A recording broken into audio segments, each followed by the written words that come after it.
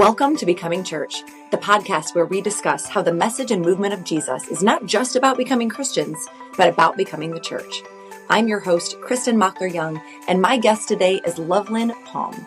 She doesn't have a book coming out, and she's not doing any kind of media tour, but she does have a really incredible story that I got to hear firsthand from her a few months ago.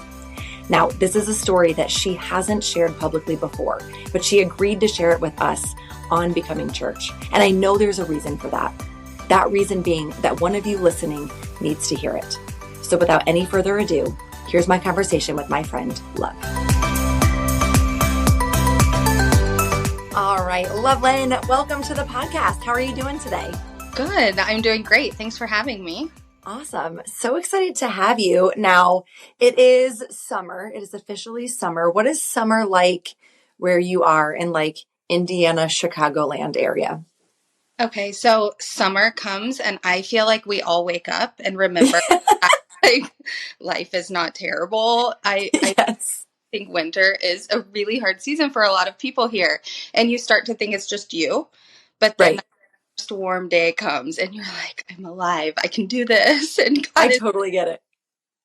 Yep. I think the reason my husband it tells me all the time, he's like, Kristen, I don't know anybody who is as affected by the weather as you are, but I think it's because I grew up in the Midwest. And so I just get sucked back into the cold and gray. And so same, when summer comes, I'm like, let's do all the things. Let's be outside all the time. Absolutely. Well, we're going to get into your story. You have a really interesting and unique story of different experiences that you've had and things, but give people just kind of a general broad overview of life right now, who you are, what you're doing. Okay. So life right now, my husband and I have been married for 22 years. Okay. We moved here to Valpo when we got married. So we've lived here all of our married lives. We have 11 children. Our oldest is 22. Our youngest is 8. And then we fill in all those gaps in between there.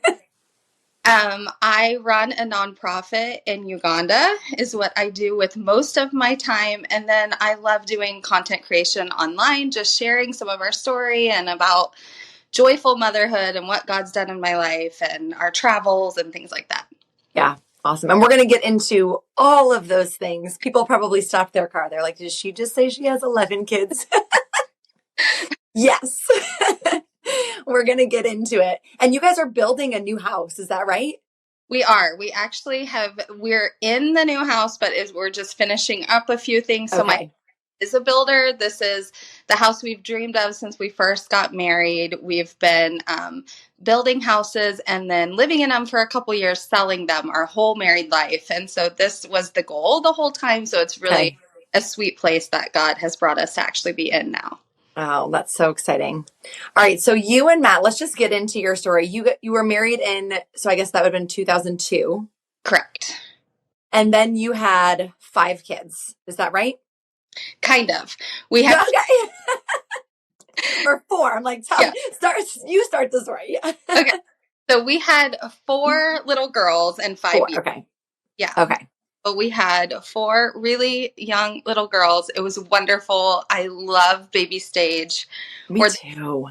Birth is amazing. The way God has designed our bodies, and then just to have those little creatures depend on you. It's the best thing in the world. And watching them grow. So we had 4 really little girls in 5 years. Okay. And then when Bianca, right, she was the youngest at the time, when she was 6 weeks old, I think, then you guys decided hey, we don't have enough going on. Our hands are not full. Let's apply for adoption, right? Right. Yes. A lot of people said to us, I remember over and over, anytime I was out, oh, well, your hands are full. And they literally and it's you'd like to help me with something.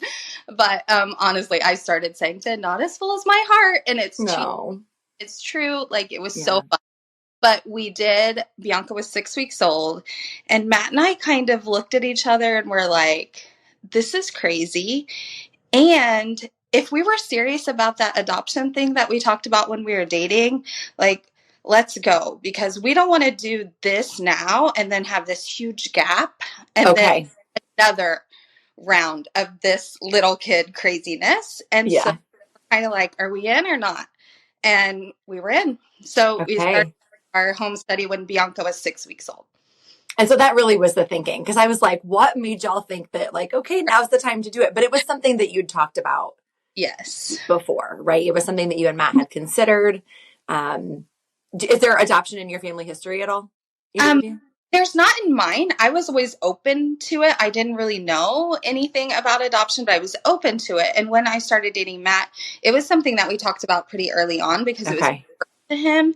He has a from Korea, and and that was something that he had always wanted. And so during our dating life, he was kind of like, are you open to this? So it was something that we talked about early. So you're like, yeah, let's just do it. And I totally get that. I totally understand, like, you know, and it's always up to, I mean, parents and obviously God's timing. It's not like we can control it, but I feel like there's two camps of either I need to spread them out because I can only handle one at a time.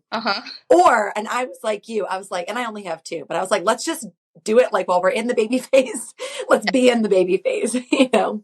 So you guys had started your home study and then you went to Uganda in fall 2009. Correct. So that's when he came home. So we started then, and then he came home, in fall 2009. So Clayton was 13 months old at that time, which made him 3 months older than Bianca, our youngest. So they were actually twins. They're called virtual twins. So is that something y'all made up? No, it's like virtual twins are twins are kids in the same family that are within 12 months of each other. They weren't necessarily the same biological mom, but they're in the same family now. So they're virtual twins. Oh, that's cute. Okay, I know. And we will get to more twins that you have as well. So how did you know about Clayton? How did you know that he was there and available and needing a family? Yeah, so we had, when we started that home study, we did a lot of research, different places. We actually couldn't adopt domestically. That's where we started. Okay. We had too many young children. The social worker wouldn't approve us for that. Okay. Like, I'm home all the time and, you know, I can handle this. And so is there any country that children need a family? And so we began researching, and we were kind of narrowed down to Uganda and Guatemala as options that would like just allow us. So it was kind of like, where can we do this? And Guatemala actually closed at that point. And so we just began researching more towards Uganda, started seeking out families who had done it recently, and like, is there a need? Because you never want to create like a need where there's not one. Kind of doing all the research, and ended up connecting with families who had recently adopted from Uganda, got connected with an orphanage and a lawyer there, and just started the process. Had you been to Uganda before? I hadn't. I had never left the country before. You're kidding me. No, never. So, then I left the country. The way it worked then, it's so different now. But you went to this orphanage and you volunteered for several weeks. And during that time, they would decide if they wanted to match you with a child. And so I just left and went to Uganda and volunteered for a few weeks, and then God just worked everything else out. Oh my gosh. So did they then was Clayton always kind of the child that they had in mind that they were watching you for? Or was it like, hey, we're just going to get to know Lovelyn and then see what kid maybe fits that's in need of a family? Yeah. So usually that's the way it would work, that like, let's get to know this person. And then if we feel like after looking at their home study and getting to know them, then we'll match them. Okay. Clayton actually happened to arrive at the orphanage the same day that I arrived there, which I didn't meet him for another 2 days. But looking back at the paperwork, that worked out the same. And he came from a different orphanage that was overcrowded. And so they, by their own words, they chose the 4 healthiest, fattest babies to move edge, and because they thought they would do the best. And he arrived the same day. So it took some time. They didn't have a lot because we did have to have, per our home study, a younger child just because we had so many children. So they they didn't have a lot of children to match us with, but we kind of waited out. Even when I left, I didn't know about Clayton because they were still trying to find family and do that investigation to see if he truly needed a family. But so I went home and we waited, and then we eventually were matched with him. Okay, so then you brought Clayton home. Mm-hmm. So then you had 4 girls. He was your first boy then, right? Mm-hmm. Okay. And then a couple years later, you went back again. Yes. But this time you went as a nurse. Is that right? Yes. So I was a registered nurse. I was working full-time all the way. I cut down each time until Bianca. Okay. Fair enough. And Matt's like, then just stay home with the kids. We were blessed that we were able to do that at that time. Yeah. Nurse. I ended up in pediatric nursing and I loved it. I just loved being home with the kids more. And so we thought for that season, which it stayed that season all the way through now. Yes. I would come home. But during that time I was still practicing. And so I ended up on a medical mission trip with one of my best friends going back to Uganda and doing some work there. Okay. And one of the places that we went to was an orphanage that actually her mother-in-law ran. And so we weren't doing medical work there. We were just stopping through to like encourage her mother-in-law and see the orphanage and meet the kids and hang out and stuff. But I happened to be the one to open the van door that day. And I opened the van door and this little boy came running at me and like jumped into my arms, and he didn't have a shirt on. He like held his shirt out for me to put it on. And I was like, I don't know. I just felt something inside me. Right. But we had been in the adoption and vulnerable children space world long enough to know, like, Lovelyn, don't do it. Like, it's always best for children. They attach. Yeah. Their families, of course, that's a safe option. Yeah. And a lot of kids, that's what they're doing. They're trying to reunite them with birth family. Yeah. And again, I'm not trying to create a problem where there's not one. So I'm like, slow down, Lovelyn. Like, yeah. You love him already? Like, no. He's cute and he needs a hug, but like, pump the brakes. I'm here for work. Yeah. But my best friend who knew her mother-in-law's orphanage and the kids there, she had been there a lot and she had, knew about them. She saw it all happen and she just said to me, like, tell me when you're ready to like hear about him. And I was just like, does he need a family? Like, that's like what matters to me. Yeah. And does he truly need a family? And my friend said, yeah, he really does. And he has an older brother. And I just immediately said, well, that must be my son too. Where is he? No. So. Okay, hold on. Yeah. Were you able to talk to Matt at all during this? Like, this is maybe one of my favorite parts of your story is that you're just like, well, I guess they're both my sons now. And I was thinking about this the other day and I was like, did you even have a chance to talk to Matt, or did you just like go home with 2 more kids? I did. I could talk to him. So I said, where is he? Like, point him out to me, the older kid too. And so she pointed out to me Nico as well. And so I did. I called Matt after and I said, I don't know, Matt. I know that we weren't planning this. I know, but all I know is that these 2 boys need a family, and like, we have a family and we have more room and we can do this. Like, we can be their family. And we were actually in the early stages of home study again. And so it's not like adoption was off our radar. Sure. Our social workers told us again, you can't disrupt birth order. And so we were adopting domestically infants from the States is what it was for. And so I just said, what can you talk to our social worker? Can you go tell her, like, we'll do the classes about birth order disruption. We'll take all the trainings that she recommends and whatever we need to do. And so there's a lot of God's story and other things that happened. But basically I left on that trip and we started working towards that. And about 10 months later, Nico and Jude came home. Nico became our oldest. So he was 10 at the time. He's 22 now. Okay.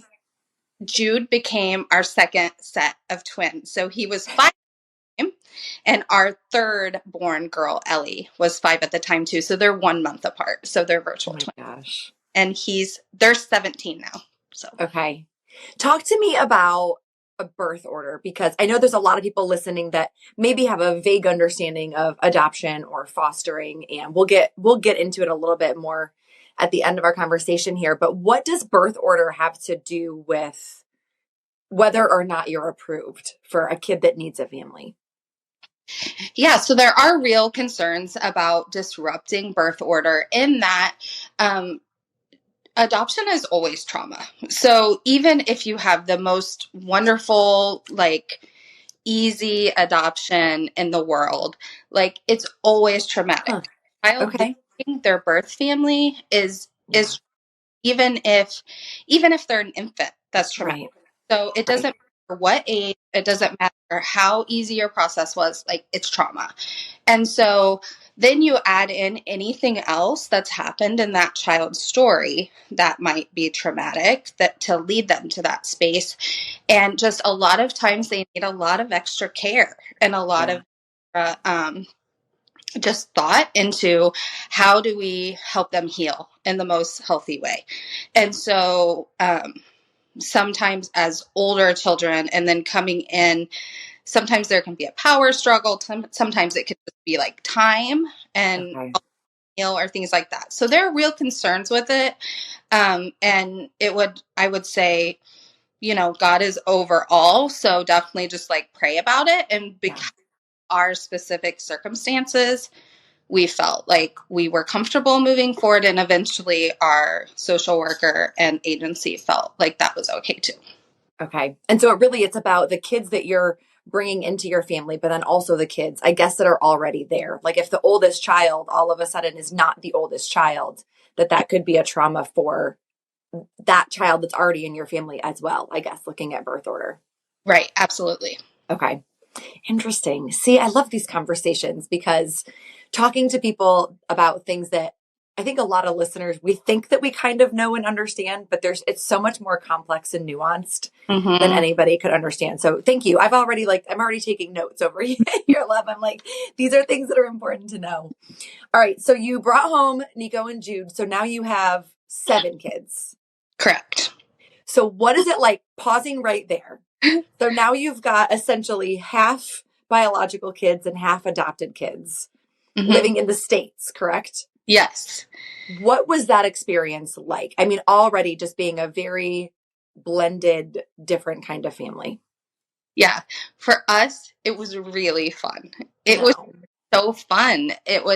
Nico and Jude are amazing kids. They always have been. They continue to be. And they were such, like, everyone told us everywhere, oh, like, you're so blessed to be adopted. They would tell the kids that. And I'm like, I don't know. I hope someday they feel that way. I don't know. But, like, honestly, we were the ones that were more blessed. They were, like, so joyful. And it was so fun to learn life with them. Yeah.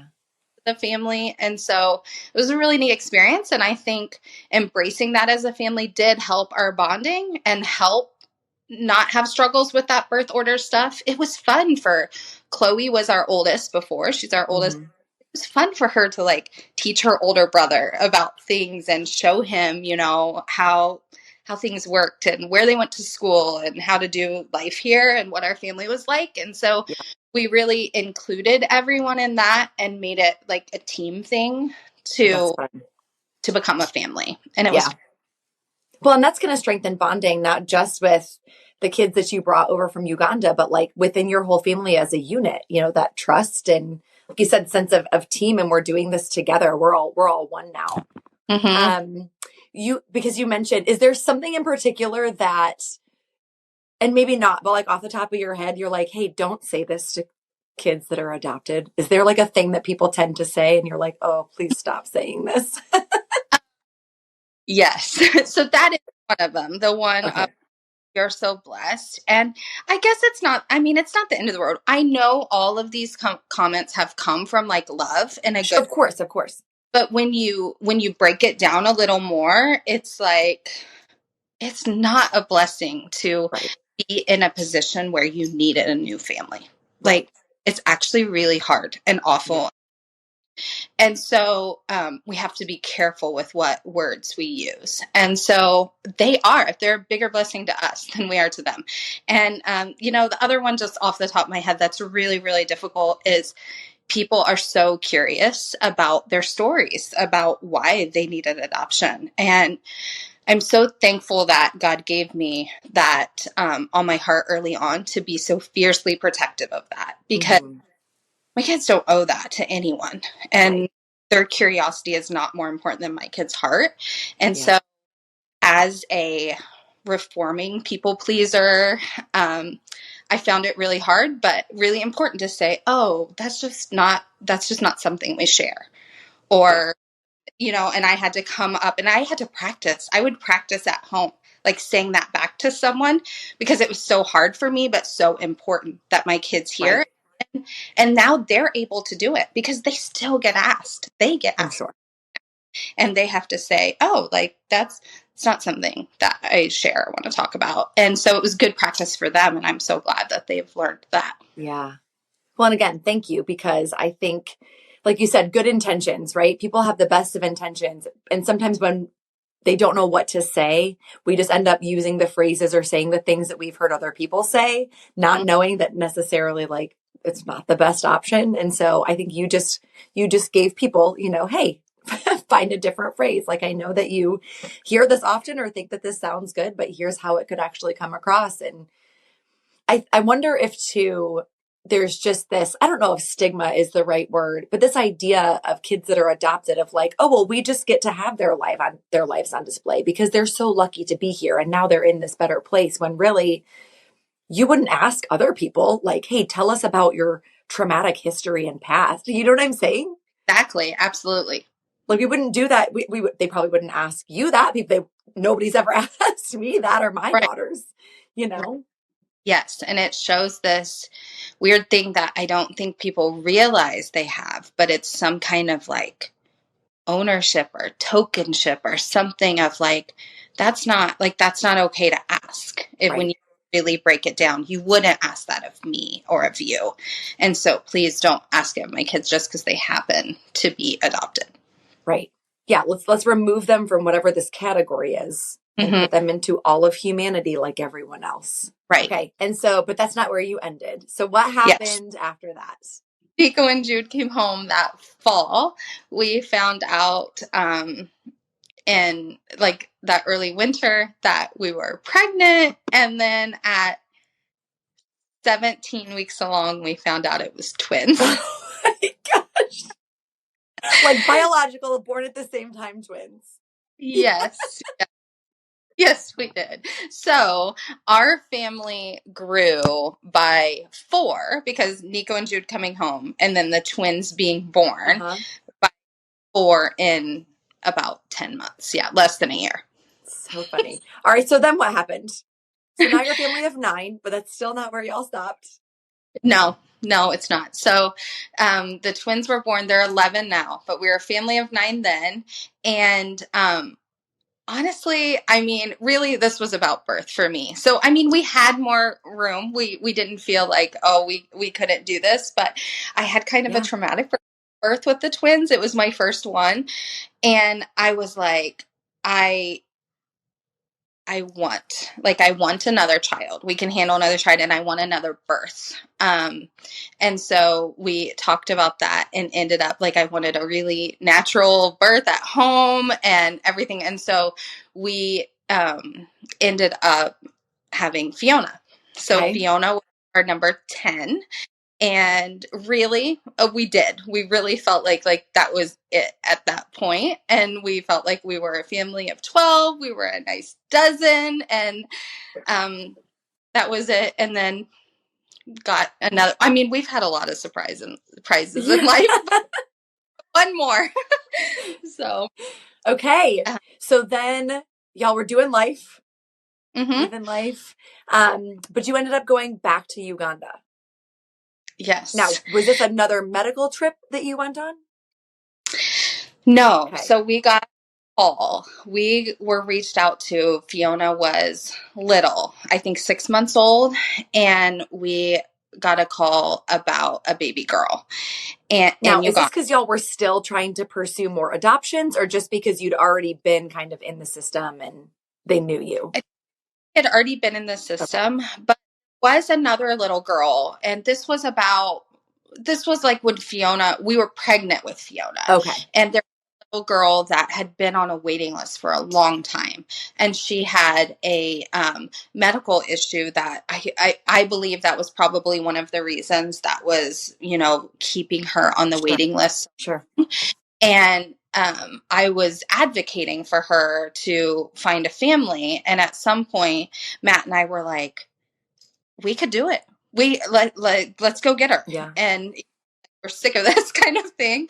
And but before we did that, we had our lawyer go ask a judge, like, this is like the family, they have this many kids, and like kind of tell them our story. Like, will you prove this? Yeah. Because for medical issues, they had said she had to go to a family with, a certain amount of kids or whatever, Not just 10. to be able. Yeah. So we thought before we start everything, Smart. let's just have our lawyer ask. And the judge said no. Okay. No, I want them. So I think that's one of the things. And I was able to advocate for her then. I was blogging still in blogging days, and found her a family, and she has the most wonderful family in Tennessee. And but I think that was one of the things that kind of got us back on the radar. Like, they're open. Okay. And so, so we were kind of called about her, and I actually was very adamant of like, this is a little girl, like a little baby. Let's get her. What if we just support the family? Like, what if we buy the milk? What if we, do whatever we can to keep her settled there? And so we took actually trip there. It's just so difficult, especially then. We didn't have video calls as much and stuff. Now. And it's in the village. Let's just go. Yeah. And so I went, and she did end up becoming our daughter, so I don't want to tell a lot of the backstory, but did a lot of work to try to resettle her and try to get her there. And at some point it was just like, no, this isn't working. Yeah. And so my husband and I started, then I came back home. We started the process. Then for Ruby became our 11th child. Okay. I call her exclamation point because she is that in every sense of the word. And that's so cute. She's the 4th set of twins, 3 virtual twins and 1 biological set. Okay. So her and Fiona are 8. Okay. So funny. All right. So that was in, I guess, like 2016. Mm-hmm. Now, did all 12 of you go over to Uganda after that? We did. Well, we all went. So on that initial inquiry trip to try to resettle her, I came back and we were like, okay, we're doing this. Let's go. We got our home study done in like record time, and then decided to leave that summer to go get her. We knew that our court date would be sometime in the next 3 months. And so we planned on just moving there for the summer and maybe fall. So we took all 12 of us to go adopt her. It was important to us anyway. We had been going to Uganda with our family. Different times we would go for Christmas and stay there for a couple weeks, or go over the summer, just whenever we had time. It was really important that we keep our kids in their culture as much as possible. Yeah. So you planned to go. What was the difference this time? But you were like, we're just going to go stay for a while. Is it because she was so little and you were trying to reunify her with her family? Yeah, I think that she was so little, and just the timing happened to work out because it was summer. Okay. So it's school and sports and stuff. It just worked out. And so we were like, why not? Why not just go stay? Okay. What do the kids think about, the older kids, about going and kind of moving for the summer? Yeah, they love it. They were super excited about it. But the thing that happened is we planned on that 3 months. But then when we got there, adoption laws are always changing, like worldwide. Every country is so different. and Ugandan law changed while we were there. And so they started where the families had to foster the child in country for 12 months before they were allowed to adopt them. Okay. Now, as we had already started the process, we were kind of like, do we fall into that? Do we don't? We were kind of in a holding pattern. Right. But we knew we were there for 3 months and we were just kind of waiting to hear. And we found out that we filed for adoption 2 days after the new law was signed into place. So we were the first family to fall into the new law. That you had to foster for 12 months first. Yes. And so, of course, it was more difficult than this, but basically it was like, what are we going to do? Like, we're here. Yeah. She's our daughter. We're already fostering her. Like, we stayed. We just stayed. So your whole family stayed and just lived there for like 16 months. Yes. Yeah. My husband would come back and forth sometimes because he had to for work, and he would, be in the States for a couple weeks and then come back to us. But yes, we stayed 16 months then until her adoption was final. Love, are you just like a super spontaneous person? Because this feels to me like without planning, I love it, but without planning, and to just be like, all right, well, I guess our whole family's going to stay here for a whole year. Like that just, I don't know, it doesn't compute in my brain. So is this just like how you're wired up? I would say in general, yes, but that's like a stretch. Yeah. But it's your child, Yeah. I guess it was our child. So did you homeschool the other kids while you were there? Did you like teach them while you guys were living in Uganda? Yeah. So we had an online program that they were able to do. And so, yeah, I mean, I would help them and do stuff like that. And some of the younger kids, I did more of my own homeschooling, but the older kids were on an online program. So it worked out. That's so awesome. And is that when you guys started Shine? Was it about the same time? Yes. Okay, tell us about that. As you can imagine, a family of 13 finding a place to stay in Uganda is like an issue. Yeah, I would think. They have wonderful guest house and stuff like that, but it just, then they had other guests coming and we wouldn't have room and moving around. And it was difficult. Yeah. And at the same time, my husband is a home builder, and our best friend, who is Ugandan, is also a home builder. And so his name's Patrick. Matt and Patrick were just like, let's just build you a house here. And then you always have a place to come to, which is something you've always wanted anyway. And again, I know it's more difficult than this and there's more God in it, but we built a house in 3 months. Built a house in a little village along the Nile River, and it became our home. Yeah. And got to know our neighbors. And of course, my kids' friends would come over and play at our house, and all the village kids would end up in our yard playing soccer and different games at the end of the night. And it was just like one of the most beautiful things. It's my favorite place in the world. I love it. And as Ruby's adoption wrapped up, though, it was kind of like, how do we do this well? Because we'll have this home here that we can come back and forth, but these are our neighbors and we love them. And, their kids come over with my kids and we offer them dinner just like you do, here in the States, like you do with your kids, friends when they come over. But, it would be said sometimes, oh, like, thank you so much. All I've had today was a sweet potato. Yeah. Over 50% of the kids in our village at that time weren't in school. Okay. Most of them don't have shoes, maybe have one nice pair of shoes that they wear to church, Yeah. And it's just, they don't have school fees to be able to go. And so it was like, how do we do this? How do we love our neighbors? Yeah. That's basically, yeah. And, so that's really where Shine was born. Shine Village Initiative started in May of 2017, and have different programs, but the heart of Shine is an empowerment program. So the first class of 10 ladies came in at that time, and since have gone through our empowerment program. They get taught from a business teacher about, running a small business, and then they kind of evaluate their giftings and their previous experience and what they love. They make a business plan in that time, and upon graduation, they receive a small business grant. The whole time that they're in the empowerment program, Shine pays for all of their children's educational fees. Oh, wow. And when they graduate, they start slowly taking those on. So the goal is self-sufficiency, and then a new ladies comes into the program. Okay. So now, are they being taught by other Ugandans, or is this like a missionary? People are coming in and helping.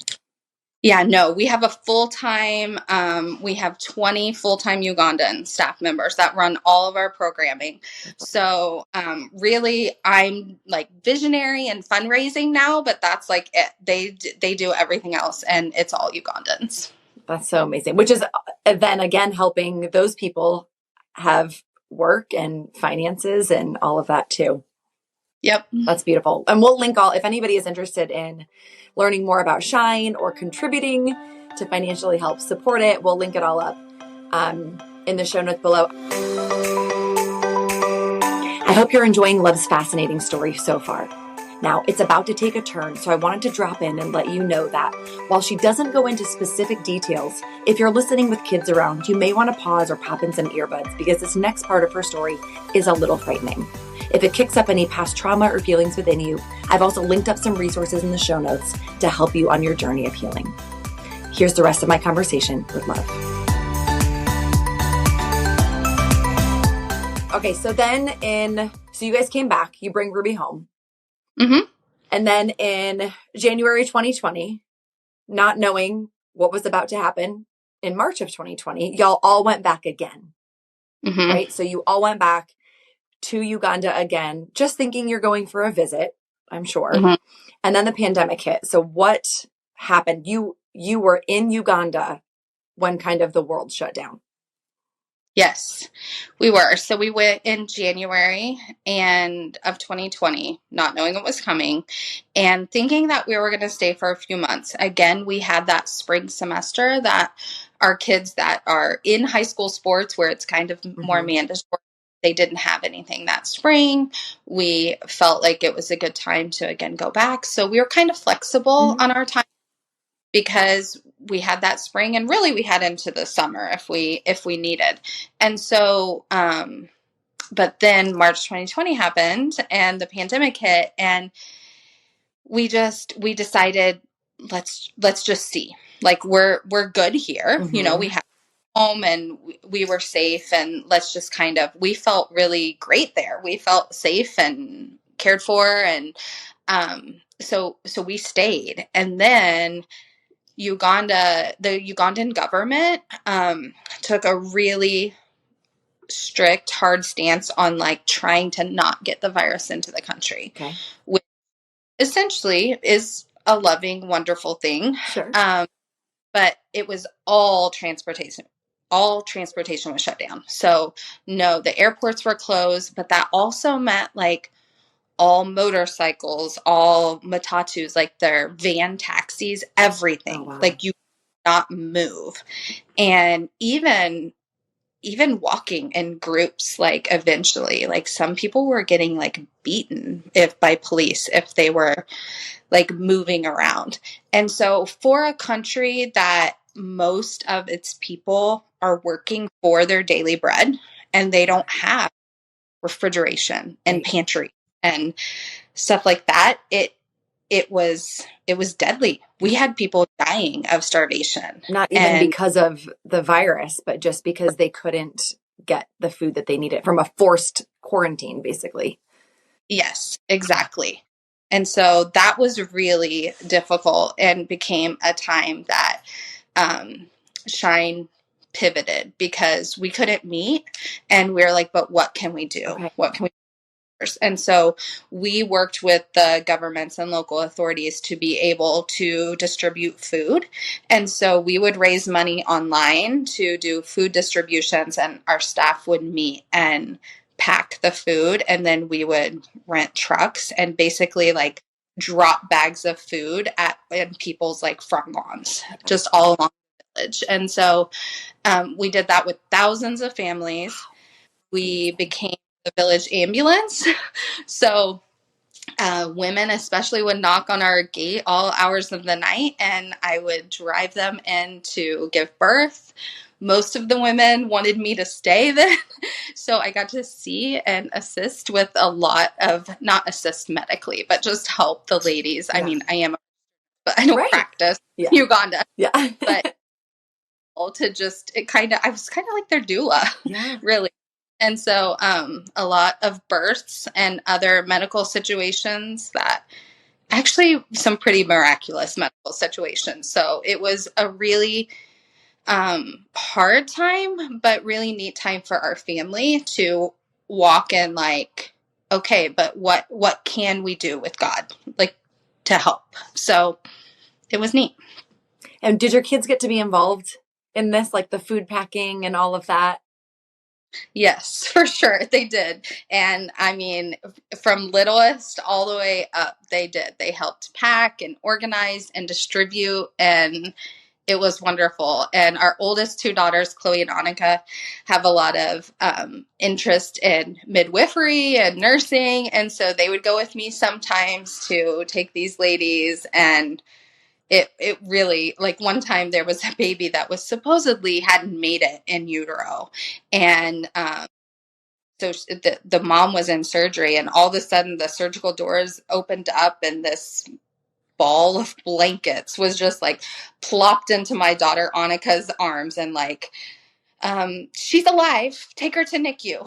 And Annika's, where's NICU? You know, and a different nurse is like, follow me. So Annika's just walking under the like beautiful Ugandan African sky of like full of stars in this like open air hospital, like carrying this tiny baby to NICU. It was some of the most amazing experiences of my life. Yeah. Amazing experiences, memories, all these things. So now, unfortunately, after all of the amazing and everything has been so good and beautiful, something really, really hard and terrible happened. And I know that this is not something that you really talk about publicly. I know that this is not something that you have shared really publicly before. So I want to be really gentle here and ask you to just share, you know, whatever it is that you want to share with what happened next. Yeah, thank you. So then in July of 2020, we really were just living this life exactly like I described, and each day waking up and saying, you know, what can we do to help our neighbors live and have hope and commune with them. And then in July, during the middle of the night, we unfortunately experienced a really violent and traumatic home invasion. And so it was the middle of the night. All of our family was home. All 13 of us were there. And Shine is separate from our personal compound, but it's very close by. Okay. They were attacked as well. And so we had staff members injured. Our oldest two children were injured. And then my husband and I really medically shouldn't have lived, and God spared our lives, and it's 100% only him and the army of angels that were with us, armies of angels.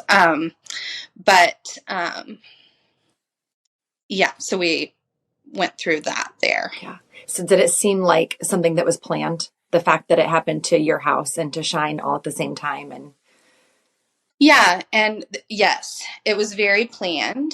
And, you know, there are some things that we'll just like never know on this side of eternity. But, you know, there have been people that have suggested with, you know, educated guesses that maybe even our distribution of food throughout the village in such hard times put more of a target on us.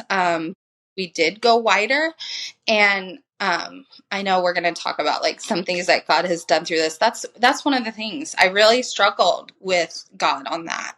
Like, not that he owes me something for what, like, we all know that we don't get eternity with God because of the things we do. Sure. Like, it's 100% grace. At the same time, it was like, you called us here. Yeah. And you gave us these things that we could do to like serve and to be loving to our brothers and sisters. And for someone to use that to harm us in such like traumatic way was something I really like had to struggle through with God. Absolutely fair. I think I know I would have been the exact same way, especially because it wasn't just like you guys were there and living there, but you were truly trying to love your neighbors as scripture says, and you were trying to do good there. What was it like to wrestle kind of through that doubt? And like you said, I know you said God doesn't owe you like an answer, but I would be looking for one, you know? What were your moments of like doubt or questioning as you went through that? Yeah, so that was definitely one. Like, why, when we're doing something you've asked us to do in serving, like, why would we be hurt in such like terrible ways? Yeah. And then others were just like, when you've asked us to like be in community, and then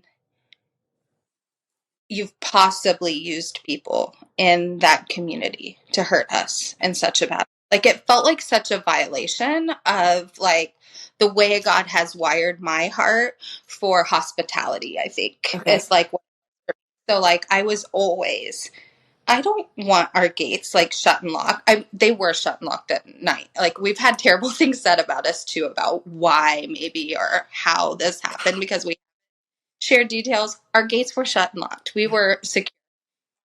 We had other measures of security, but you know, during the day and with my community, I didn't want that. Yeah. I didn't want these gates and walls between us. I love my neighbors and I want them to feel welcome. And is there, of course, are there boundaries there? Of course, just like you have here in the States. There are certain times kids are welcome over there, certain times they're not. Sure. But like the way God wired my heart for hospitality and the way that was used a little bit and some of the things we found out was hard. And I questioned God on that. And I guess the other big one is just my kids. I mean, I feel like, I said a million times if they didn't have to have any hurt in it. And the physical hurt was difficult, but the emotional and spiritual healing is so much more.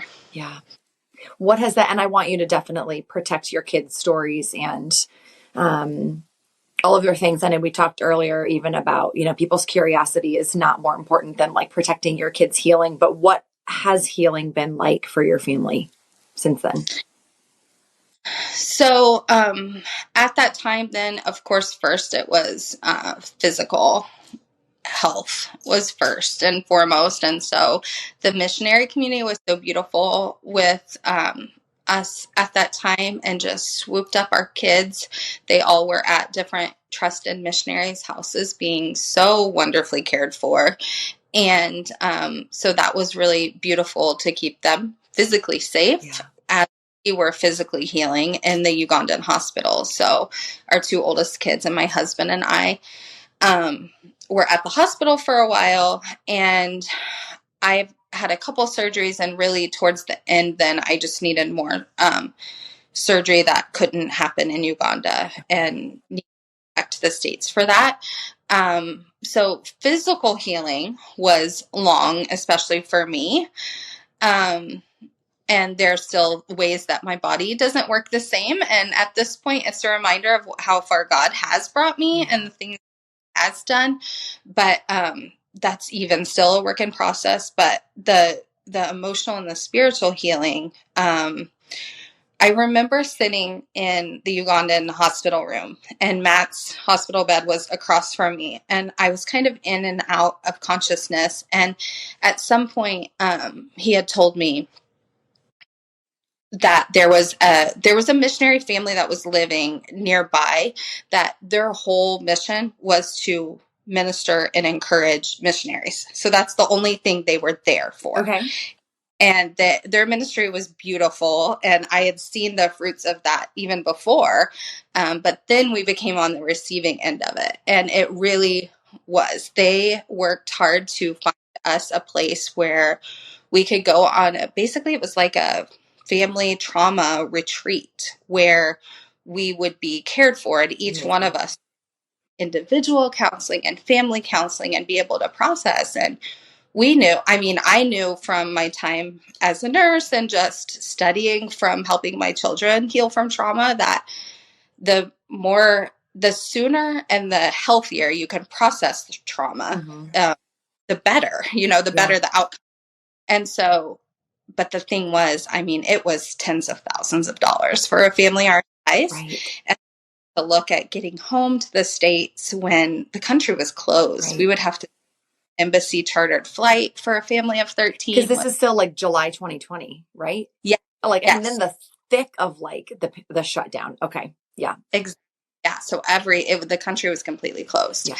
Except for these really expensive embassy chartered flights for people who really needed them for some situation. So I remember being in and out of consciousness and thinking, how will we ever do that? How will we ever help our family have a chance at healing and in a healthy way? And apparently one of my best friends in the state started a GoFundMe for just that. Let's help them with their whatever medical bills they need, getting back to the States and any healing they need. Let's just see what happens.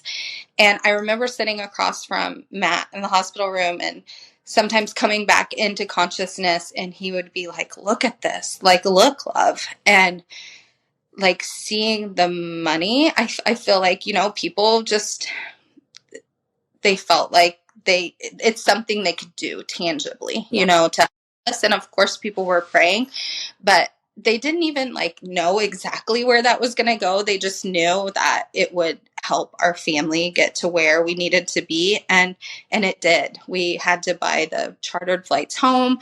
And then we were able to go to that family trauma retreat. And we were there for weeks, I think 5 weeks, and full place in Michigan in the fall. And it was so healing. And our family did really hard work to individually and together to process that and really begin the journey of healing that God had for us.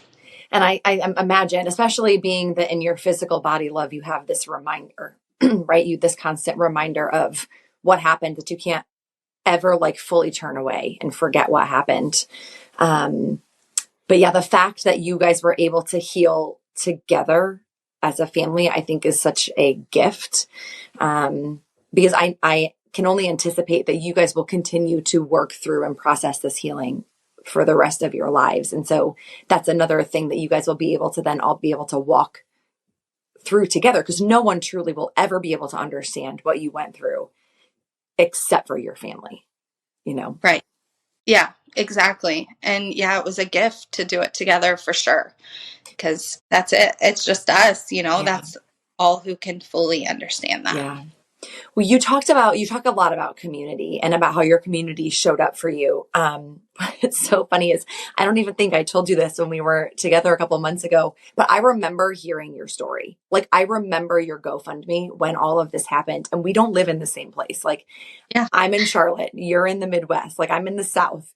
And so I think that just kind of talks to the power of God, that you and I had never met. I can't even tell you where I was or how I found out about you, but I just remember hearing your story, hearing how horrific it was, finding the GoFundMe. And I was like, of course, right? I didn't know you. We didn't live in the same place. Who knows if we even had friends in common? And so, yeah, I think for not at all to negate, what happened, not at all to negate that, but just to be able to look and see the power of God moving even when, but you talk about community a lot. And I think for me, if something like this happened, I think that I would turn inward and I would stop trusting people. And I would just absolutely take my family and live in our house and lock all the gates forever. In Frozen, and she would just close all the gates to the castle. And I don't think I would ever let anybody in ever again, but community has still been something that's really important to you. And so can you explain kind of how you worked through that and how God's allowed you to still have a heart to be with people? Yeah, for sure. That is absolutely like my flesh. Like I want to do that. Like lock the gates. Yeah. I'm right. But I mean, in my heart, I know that God made us for community. Yeah. We're not supposed to do this alone. And we are, we experience things in ways that then we can walk with other people in ways that no one else in the world can. Yeah. And that's one of the beautiful things.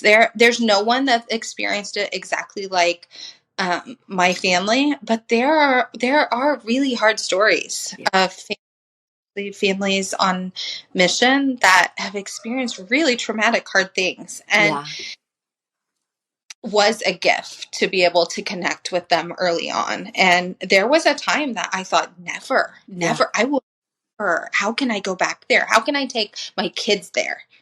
And, God walked us through that, and that if he called us there, and like, don't let evil take that away. Like, don't take away something that God gave you in the light, like something that they took away in darkness, And so that's really something that I held on to. And is it going to take time? And has it taken time? And is it going to be a process? For sure. But we don't give up on all people. We can't destroy all people because of that. And so, he's walked all of us through that, and our community here and there have been amazing. We've continued to take trips there. You have. You've gone back. Mm-hmm. Okay. Not all our family has been back at the same time, and not all of our family has been back, but Matt has been back with some kids. I've been back with some kids, and he's getting ready to go again next month with another couple of kids. And so, that is, that's our home. Yeah. And that Shine is our home. Shine it, there are people, there are neighbors, there are friends. One of my best friends is in Uganda. I talk to her every day. No. Why would I allow the evil to steal that from us too? Yeah. Yeah. Well, and I will tell you, I was actually getting teared up sitting here just listening to you talk about that, because I think regardless of what people listening, what their situation is, everybody is going through something hard. And I think it's tempting to compare, right? And to be like, well, my heart isn't hard because I didn't go through that, or to compare our stories to yours or to other people's. But really, what I'm hearing you say is that there's always hope that God is going to redeem, and that God can redeem. And I mean, just the idea, love, of let's not let the enemy win, basically. Let's not let the enemy steal the good things that God has given us, because we live in a broken, fallen world with broken, fallen, hurting people. And I don't know, I just think if that's a truth that somebody can hold on to today, that's really hopeful. And that's really just the grace of God, Absolutely. Yeah. That, I mean, in the end, that's it. Yeah. God, we know that God wins, and we can have hope that no matter what we are going through, and it's really difficult, and I wouldn't choose it again for my kids ever. Absolutely. Yeah. And at the same time, we have learned that it's only God. It's only God who was with us in those moments. Yeah. We had no one else, and it's only God that's walked us through. And he's given other means of grace, like you hearing about me from, never knew each other, right. And of other people. But in the end, it's only God, and we can hope in that, and we can trust in that. Yeah. We can. Yeah. Well, one practical thing, love, I know that there are people listening who maybe have been feeling a pull towards foster or adopting or missions work or something. But I also have heard you say multiple times in this conversation that we don't want to create need where there's not one. And so there's this tension, right? Of we want to help, and we want to quote unquote, save these kids and provide for them. But then there's also stories of, white savior trips where people go and then do actually cause more problems unintentionally. Do you have any practicals for people listening that do want to help and do good, to kind of take the right steps and not accidentally create extra need. Yes. So I would say the first thing is, you can go to these amazing places and go experience the place and the people and be a tourist and put money into their economy and don't haggle them all the way down to 30 can. And, even specifically Uganda, like, it's amazing. Go gorilla trek and go on a safari and go bungee jump on the Nile and go, eat in the restaurants and tip the staff. So one way is that we don't have to go be this like some kind of savior. They have wonderful painters in Uganda. And you going and painting a wall isn't always the most loving thing because you're taking a job from a wonderful local painter. Yeah. And all the other ways that could play out. So I guess the first thing is sometimes you can just go experience these amazing countries and be a tourist and pour into their local economy. I love that, because then that's for anybody. Like, obviously you have to have the means to travel. And so maybe that means you got to save for a while and, figure things out. But yeah, that's not just for people who have a heart for adoption or fostering or expanding their family. That's anybody. We can all travel and educate ourselves on the people and the culture. And I love that. Yeah. And then the other thing, if you do have a heart for foster adoption or vulnerable children, I guess the thing that I would say is make sure that you're doing it in a way that is ethical. And the biggest thing with that is that family preservation is key. So if there's any way to preserve a family, then that's the best thing for the child. And so that's, that looks different in every country you're in. In Uganda, when we started Shine, we didn't know of a place like that. And so it was never like on my radar, I want to start a nonprofit. It was never something I wanted to do. I was happy to pour into other local ministries that were already established, but there wasn't one for family. And when we were living there, we would literally have moms say, please, please take my child. If you will take my child, I know my child will be fed. I know my child will be educated. And there are a lot of the kids that have been dropped off at orphanages. That's their story, is the mom was hopeful that they would be able to go to school.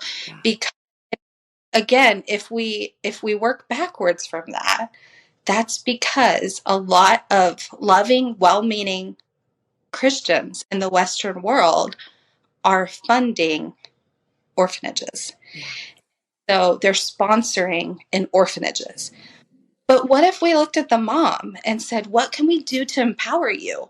What can we do to help you out of your situation in a sustainable way that you can keep your child, which is always best because you're obviously a loving mom.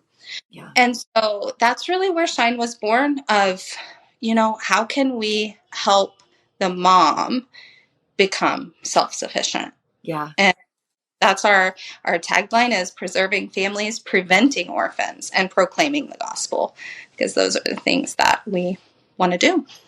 It's so holistic. I think isn't it the Desmond Tutu quote of like, at some point we have to stop pulling people out of the river and go upstream and figure out why they're falling in. So that's what everything that you're saying, like, yes, the kids, but also if we could back it up and help the families there and the moms there, then maybe the fostering and the adopting the need wouldn't be as great.